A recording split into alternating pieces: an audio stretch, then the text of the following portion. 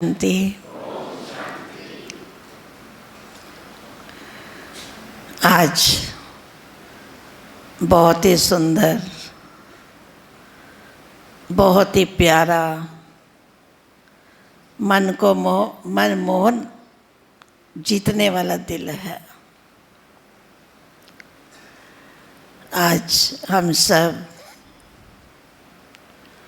गुरु पूर्णिमा के उपलक्ष्य में सब आपस में मिलने के लिए इकट्ठे हुए हैं।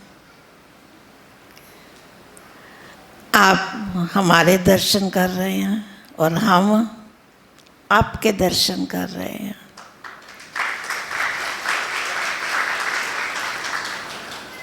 बहुत ही अच्छा सीन लग रहा है। जब मालूम पड़ा कि गुरु पूर्णिमा मनाई जानी है सिरसा में, तो मैं तो सोच में पड़ गई। सतगुरु तो हमारे शिव बाबा,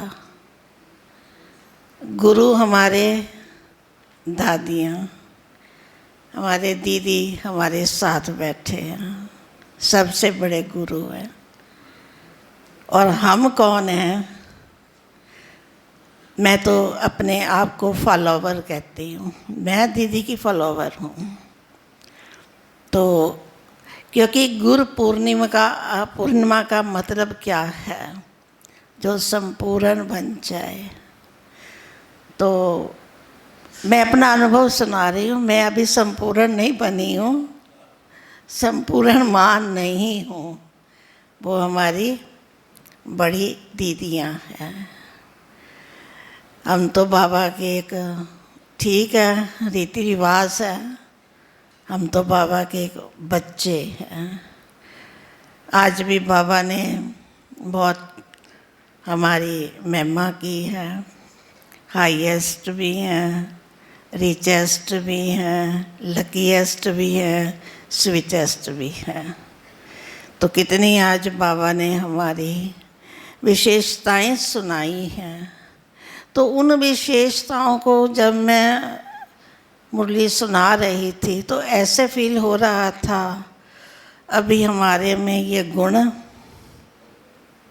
नहीं आए। चाहे बाबा ने तो बहुत हमारी महिमा की है, लेकिन अभी हम इतने परफेक्ट नहीं बने हैं।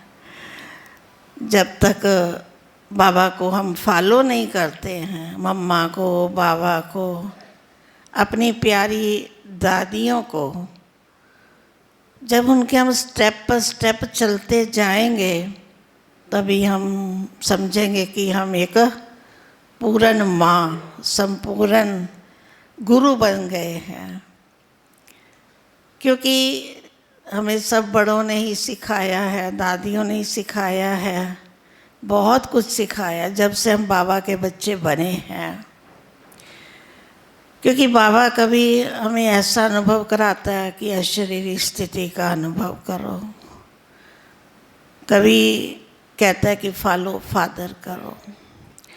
ऐसे ही एक बार मनोहर दादी बठिंडा में आए तो उन्होंने क्वेश्चन किया, आप निराकार को याद करती हो कि साकार को याद करती हो? तो कहा कि निराकार को याद करते हैं। तो दादी का बड़ा अच्छा उत्तर था कि अगर निराकार को याद करते हो तो कहाँ जाओगे? परम धाम में। अगर साकार को याद करोगे तो कहाँ जाओगे? सतयुग में।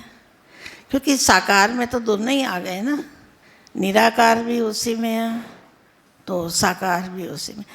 तो इस प्रकार जब हम साकार बाबा को फॉलो करते हैं तो किसी भी प्रकार की मेहनत नहीं करनी पड़ती है। 2 दिन पहले भी बाबा ने कहा बहुत अच्छा कि जितनी हम दुआएं देंगे उतनी हमको मेहनत कम करनी पड़ेगी। मेहनत की ज़रूरत ही नहीं है।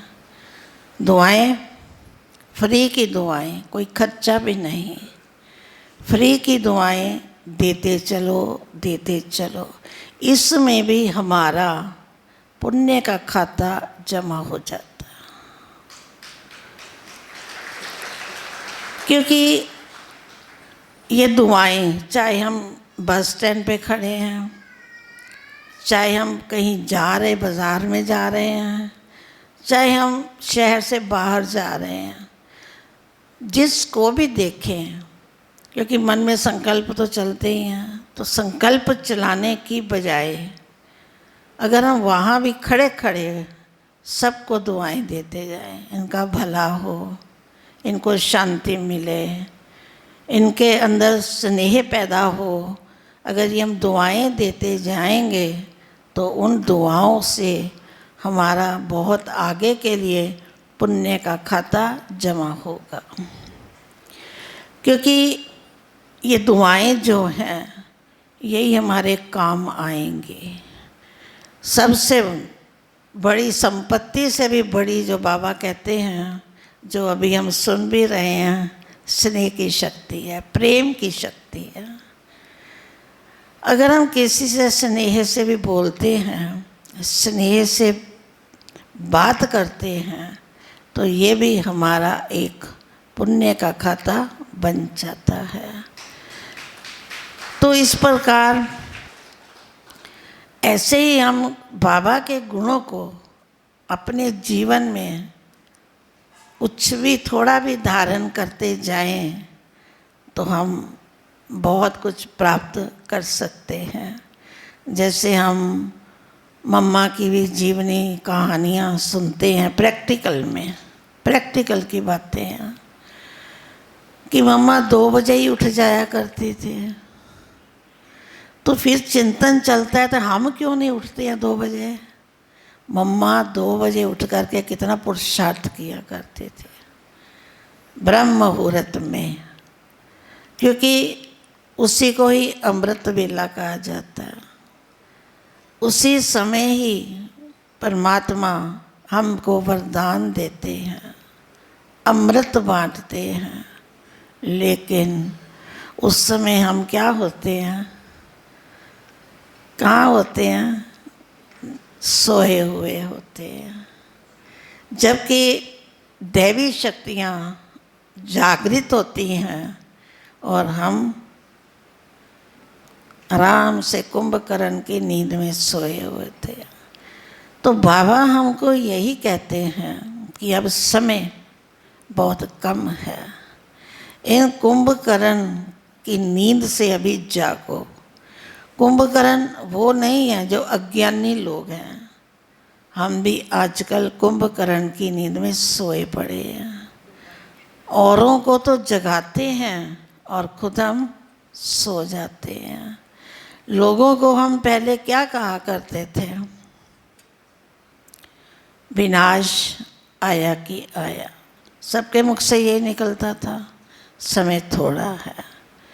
अब हम कभी कहते हैं विनाश आया कि आया, अब हमारे मुख से नहीं निकलता। अब दूसरे लोग कह रहे हैं, ज्योतिष लोग कह रहे हैं कि विनाश आने वाला है, सतयुग आने वाला है। तो हम क्या कर रहे हैं, हम तो कुंभकर्ण की नींद में सो रहे हैं। तो बाबा कहते हैं, हम बच्चों को भी बाबा कहते हैं, अब इस नींद से जागो। ये अमृत वेला बहुत महत्वपूर्ण है, क्योंकि जब भोगी जागते हैं और हम सोते हैं, और जब हम जागते हैं और भोगी सोते हैं, उनके लिए तो अमृत वेला है ही नहीं ना। अमृत वेले का महत्व तो हम बाबा के बच्चों को है। तो उस समय आसुरी शक्तियाँ जो होती हैं वो सो रही होती हैं, और हम दैवी शक्तियाँ जो बाबा से वरदान प्राप्त करती हैं वो जागती हैं। तो अमृत वेले हम जो भी बाबा से वरदान मांगते हैं बाबा देता है।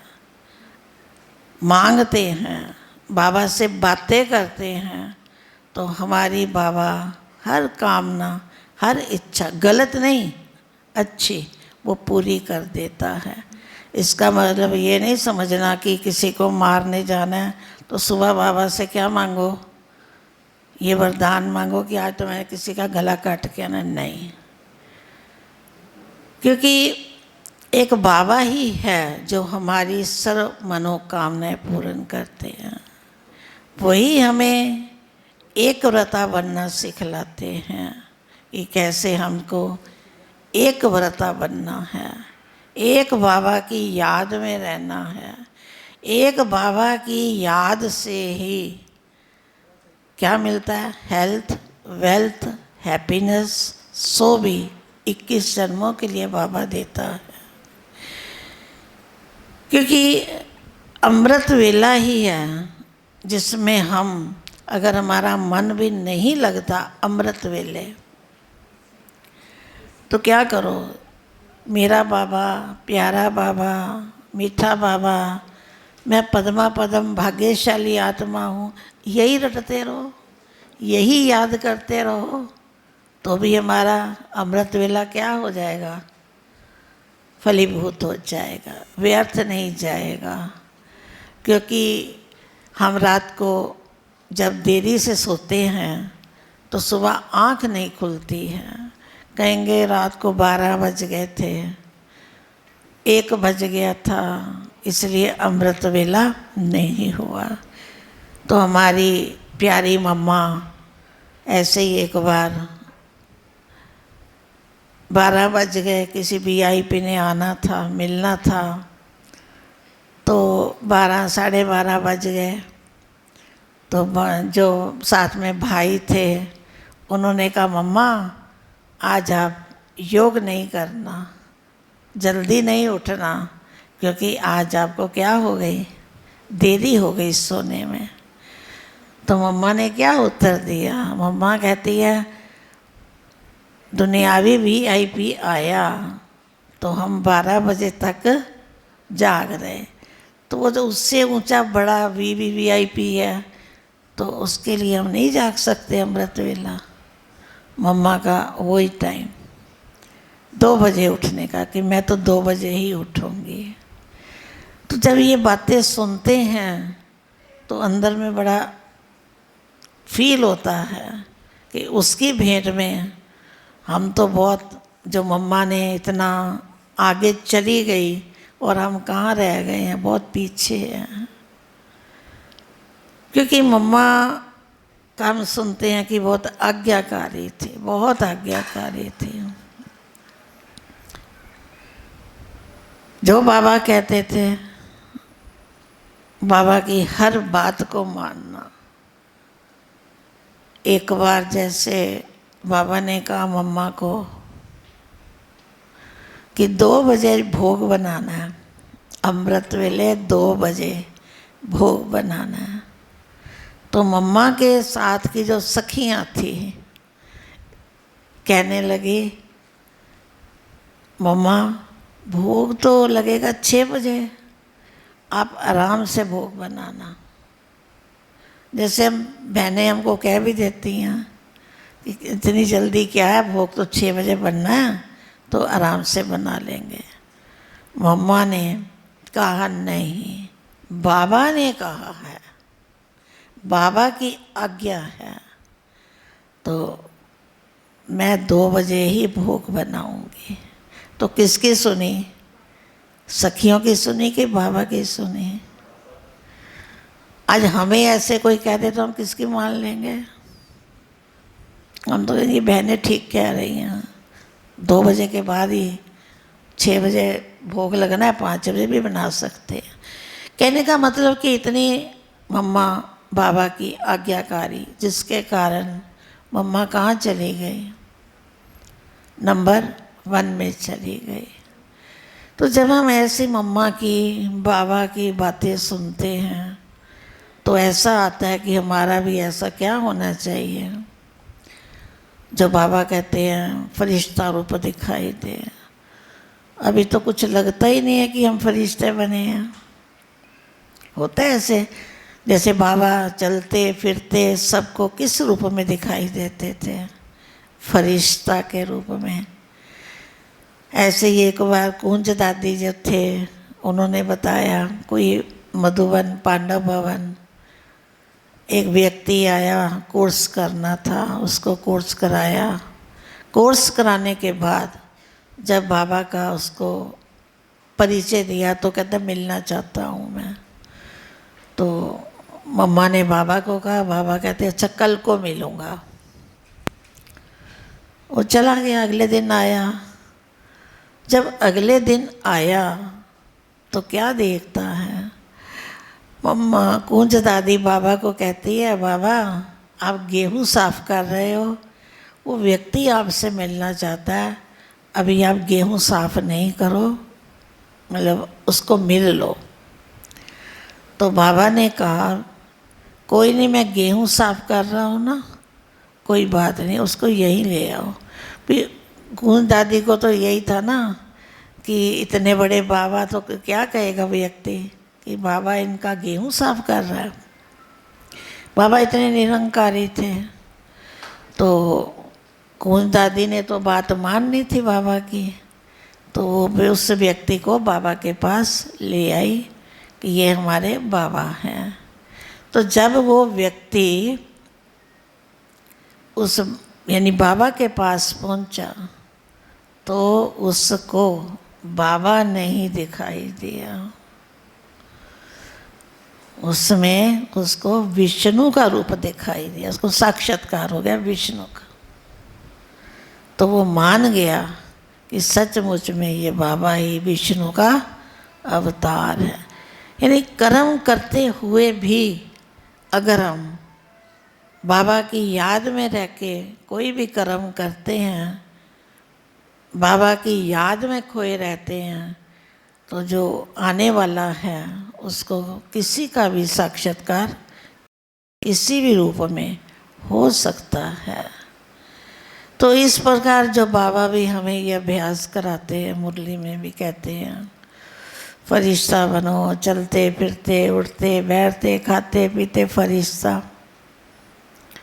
तो बड़े हमें उसके लिए अभ्यास करना पड़ता है कि मैं फरिश्ता हूँ, लेकिन फिर बीच में क्या हो जाते हैं ना, भूल जाते हैं।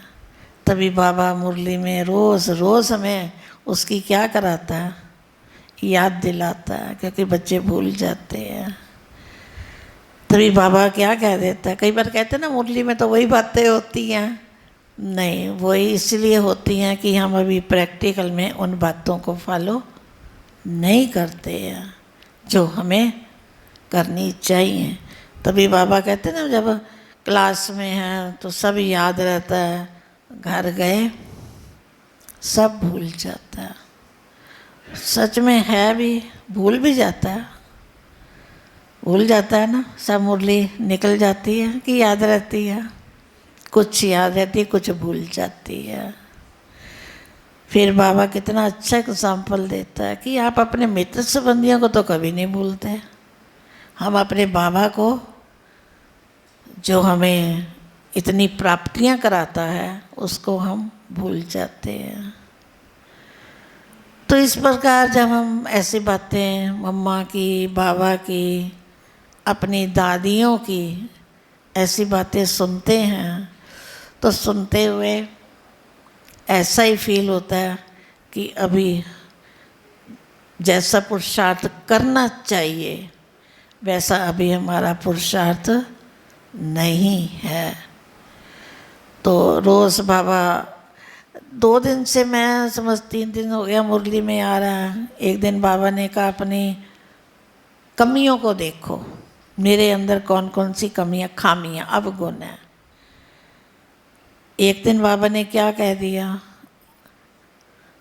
अपने गुणों की लिस्ट बनाओ। एक दिन का अवगुणों की, एक बार का अपने गुणों की लिस्ट बनाओ।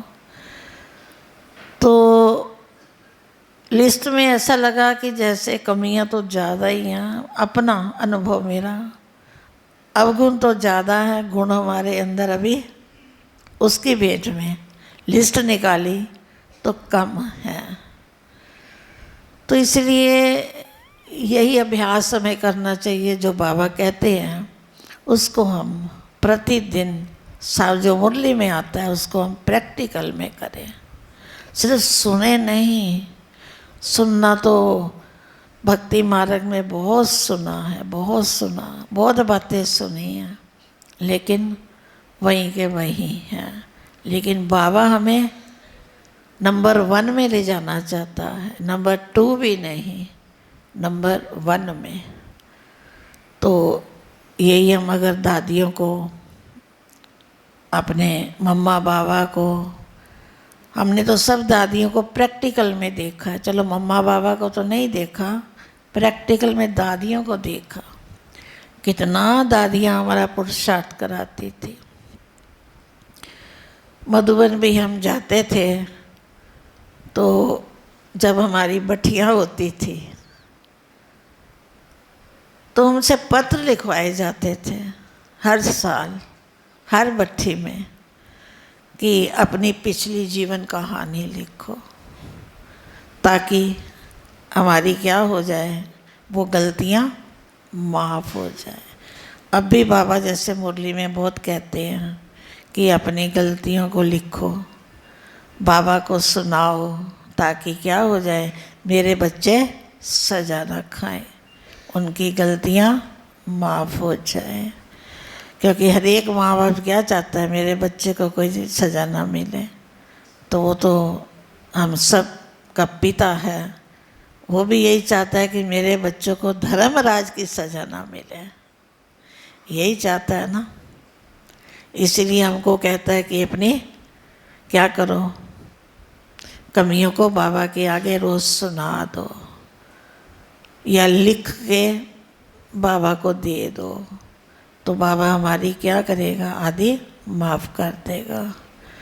तो इस प्रकार मैं तो यही कहूँगी आप सबको कि आज का दिन जो विशेष दिन है, जो गुरु पूर्णिमा के निमित्त आज दिन मना रहे हैं, हम अपने बाबा के आगे आज ये प्रतिज्ञा करें कि बाबा हम अब संपूर्ण यानी पूर्ण बन कर के ही दिखाएंगे। यही हमारी बाबा के आगे सबसे बड़ी क्या है, प्रतिज्ञा है। गुरु पूर्णिमा मनाने का तो मतलब यही है ना, खाली हम दर्शन कर लिए तो हम खुश हो गए, नहीं। जो हमारे सतगुरु शिव बाबा, हमारी गुरु दादियाँ, हम उनके समान जल्दी से जल्दी बन कर के तैयार हो जाए, ताकि स्वर्ग के गेट जल्दी खुल जाए। वो तो बाबा ने आज भी कहा ना, पर्दा खोलने वाले आप ही हो, पर्दे के पीछे बैठे हो तो पर्दा भी आपने खोलना है। तो जब हम संपूर्ण बन जाएंगे तो पर्दा भी जल्दी खुल जाएगा। तो इस प्रकार आज सबको इस पर्व की, गुरु पूर्णिमा की बहुत बहुत बहुत मुबारक हो, मुबारक हो, मुबारक हो। ओम शांति।